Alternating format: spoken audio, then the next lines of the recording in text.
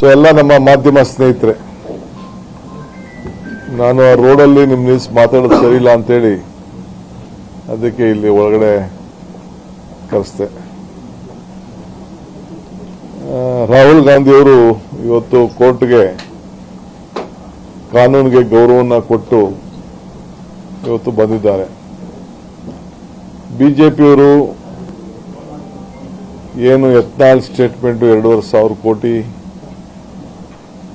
Chief minister post ಏನಿದೆ ಅಂತ ಹೇಳಿದ್ರು. ಜೊತೆ ಕೆಲವು ಮಾಧ್ಯಮದಲ್ಲಿ ರೇಟ್ ಕಾರ್ಡ್ ಹಾಕಿದ್ರು. ಆ ರೇಟ್ ಕಾರ್ಡ್ನ ನಾವು ವಾಪಸ್ಸು ರೀಪ್ರೊಡ್ಯೂಸ್ ಮಾಡಿ ಅಡ್ವರ್ಟೈಸ್ಮೆಂಟ್ ಕೊಟ್ಟಿದ್ದ. ಅದು ಸರಿಯೋ ಸರಿ ಇಲ್ಲೋ ಅಂತೇಳಿ ನಾವೆಲ್ಲ ಕೇಸ್ ಹಾಕಿದ್ದಾರೆ. ಆದರೆ ಸುಮ್ಮನೆ ಬೇಕು ಅಂತ ರಾಹುಲ್ ಗಾಂಧಿ ಅವ್ರನ್ನ ಡ್ರ್ಯಾಗ್ ಮಾಡಿದ್ದಾರೆ. ರಾಹುಲ್ ಗಾಂಧಿ ಯಾವುದಕ್ಕೂ ಪಾರ್ಟಿನೂ ಅಲ್ಲ. ಅವರು ಈ ವಿಚಾರನ ಅಡ್ವರ್ಟೈಸ್ಮೆಂಟ್ಗೆ ಸೈನು ಹಾಕಿರಲಿಲ್ಲ. ಅವರು ಪಾರ್ಟಿ ಆಫೀಸ್ ಬೇರೆಯೂ ಅಲ್ಲ, ಏನೂ ಇಲ್ಲ. ನನ್ನ ವಿರೋಧ ಪಕ್ಷದ ನಾಯಕರ ಸಂದರ್ಭದಲ್ಲಿ ಆಯಿತು, ಅವರು ಕೇಸ್ ರೈಟೋ ರಾಂಗೋ ಕೋರ್ಟು ತೀರ್ಮಾನ ಮಾಡ್ತದೆ ಮುಂದಕ್ಕೆ.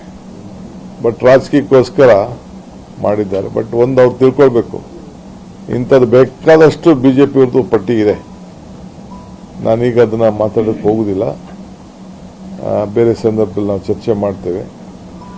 ಸೊ ಅನಾವಶ್ಯಕವಾಗಿ ತೊಂದರೆ ಕೊಡಬೇಕು ಅಂತ ಬರೀ ದ್ವೇಷ, ಸೇಡು ಇದೇ ಅವರ ಬಿಜೆಪಿಯವರಲ್ಲಿ ತುಳುಕ್ತಾ ಇದೆ. ಅದಕ್ಕೆ ಇದ್ದದು ಒಂದು ಉದಾಹರಣೆ.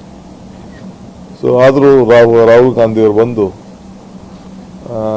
ರಾಜೀವ್ ಗಾಂಧಿ ಅಂತಿದೆ, ರಾಹುಲ್ ಗಾಂಧಿಯವರು ಬಂದು ಇವತ್ತು ಅವರು ಬಂದು ಕೋರ್ಟ್ಗೆ ಅಟೆಂಡ್ ಮಾಡಿ ಡಿ.ಕೆ. ಸುರೇಶ್ ಅವ್ರಿಗೆ ಬೇಲ್ ಕೊಟ್ಟಿದ್ದಾರೆ.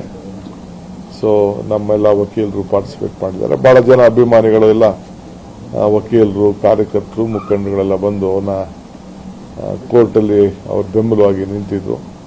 ಸೊ ಯಾರ್ಯಾರು ಸಹಕಾರ ಕೊಟ್ಟಿದ್ದಾರೋ ಅವರೆಲ್ಲರೂ ಕೂಡ ನನ್ನ ಪಕ್ಷದ ಪರವಾಗಿ ಕೃತಜ್ಞತೆಯನ್ನು ಸಲ್ಲಿಸಲಿಕ್ಕೆ ಬಯಸ್ತೇನೆ.